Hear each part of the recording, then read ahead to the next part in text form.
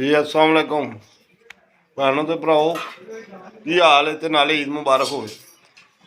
तो गल इस तरह कि मैं क्या चलो वेले बैठे तुहानू कोई टिप दे दिए, कुछ चटनी खट्टी मिठी बना के उसकी रेसिपी दस दिए ताकि तुसी भी आरे लगो तो इंजॉय करो, खाओ। वेले लेटो ना तो कम करो कोई। तो ਉਹਦੇ वास्ते ਤੁਹਾਨੂੰ चाहिए खुमानी और खट्टी इमली गिटका नहीं गिटका जो ਇਹ ਤੁਸੀਂ ਲੈ ਕੇ ਆਣੀ ਹੈ ਕਿਸੇ ਪੰਸਾਰ ਕੋ। ਤੇ ਮੈਂ ਤੁਹਾਨੂੰ ਉਹਦਾ ਤਰੀਕੇਕਾਰ ਦੱਸਦਾ। ਠੀਕ ਹੈ ਜੀ, ਤੁਸੀਂ ਮੇਰੇ ਨਾਲ ਜੁੜੇ ਰਹੋ ਤੇ ਮੈਂ ਚਟਨੀ ਨੂੰ ਜੋੜਦਾ। 100 ਗ੍ਰਾਮ ਹੈਗੀ ਜੇ खुमानी और गिटका नहीं एक स्टांग खट्टी इमली। बकाया ਨੂੰ ਅਸੀਂ ਇਹ ਪਾਣੀ ਪਾ ਕੇ ਅੱਛੀ ਤਰ੍ਹਾਂ ਧੋਣਾ ਹੈ।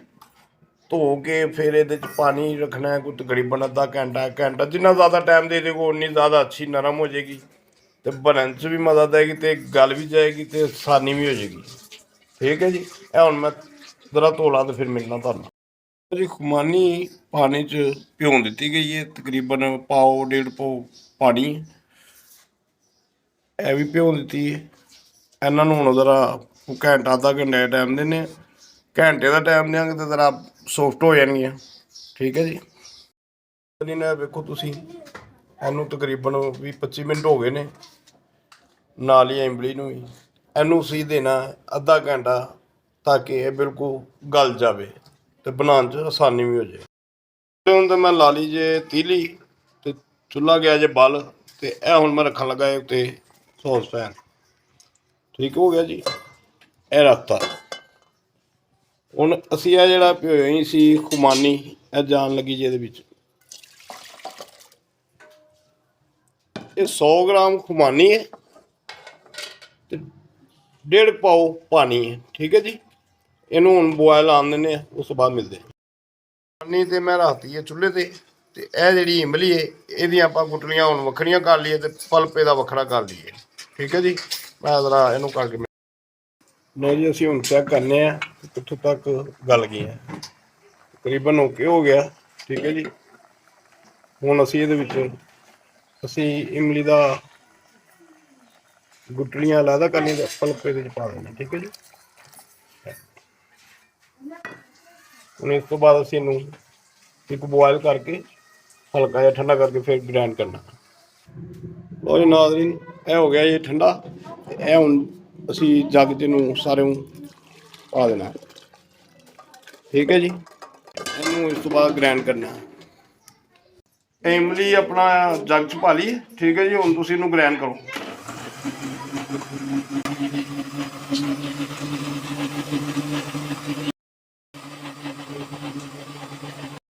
ਗ੍ਰਾਈਂਡ ਫਿਰ ਅਸੀਂ ਉਸੇ ਬਰਤਨ 'ਚ ਪਾ ਰਹੇ ਹਾਂ ਦੁਬਾਰਾ ਚੁੱਲ੍ਹੇ 'ਤੇ ਰੱਖ ਕੇ।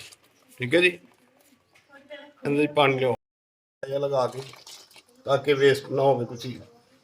ਓਕੇ ਜੀ, ਚੁੱਲ੍ਹੇ 'ਤੇ ਦੁਬਾਰਾ ਫਿਰ ਪਾਣੀ ਰੱਖ ਦਿੱਤੀ ਤੇ ਇਹਦੇ 'ਚ ਹੁਣ ਕੀ ਪਾਉਣਾ ਕਿੰਨੀ ਚੀਜ਼ ਪਾਣੀ ਇਹ ਤੁਹਾਡੀ ਆਪਣੀ ਮਰਜ਼ੀ ਹੈ।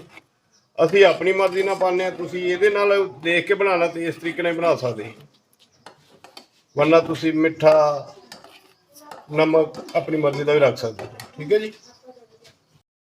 ਇਹ ਹੈਗੀ ਜੀ 100 ਗ੍ਰਾਮ ਚੀਨੀ, 100 ਗ੍ਰਾਮ ਖੁਮਾਨੀ, ਇੱਕ ਸਟਾਂਗ ਇਮਲੀ ਤੇ 100 ਗ੍ਰਾਮ ਚੀਨੀ ਇਹ ਮਿਕਸ ਹੋ ਗਈ ਹੈ ਜੀ ਗ੍ਰਾਈਂਡ ਹੋਣ ਤੋਂ ਬਾਅਦ। ਹੁਣ ਜੀ ਇਹਦੇ 'ਚ ਅਸੀਂ ਲਾਲ ਮਿਰਚ ਪਿਸੀ ਹੋਈ ਹਾਫ ਤੋਂ ਵੀ ਹਾਫ, ਸਫੈਦ ਨਮਕ,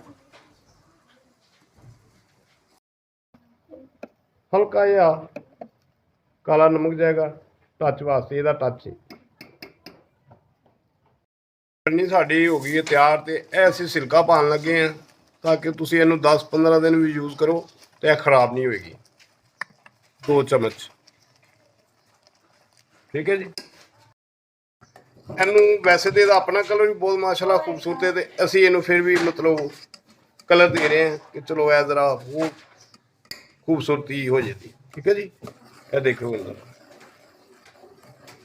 ਚਟਨੀ ਹੋ ਗਈ ਸਾਡੀ ਤਿਆਰ। ਇਹ ਦੇਖੋ ਜੀ ਖੂਬਸੂਰਤੀ ਦੀ ਖੁਸ਼ਬੂ।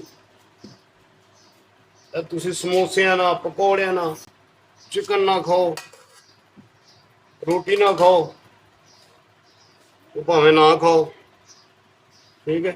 ਓਕੇ, बिस्मिल्लाहिर्रहमानिर्रहीम। देखो जी माशाल्लाह कैसी लुक आई है। तो इन्नी की तुसी रखनी है गाड़ी, इस तो ज़्यादा नहीं करनी, ठीक है। वो ना बाद तुसी समोसिया लाने की बजाय चमचियां ना खाते हो। इन्नी की नरम रखनी है, इन्नी की गाड़ी रखनी है। इस तो बाद तुसी किसी चीज़ ना भी खा सकते जी, समोसे पकौड़े मतलब टिक्कियां शामी दोपहरी सारे ना खा सकते, ठीक है जी। शुक्ला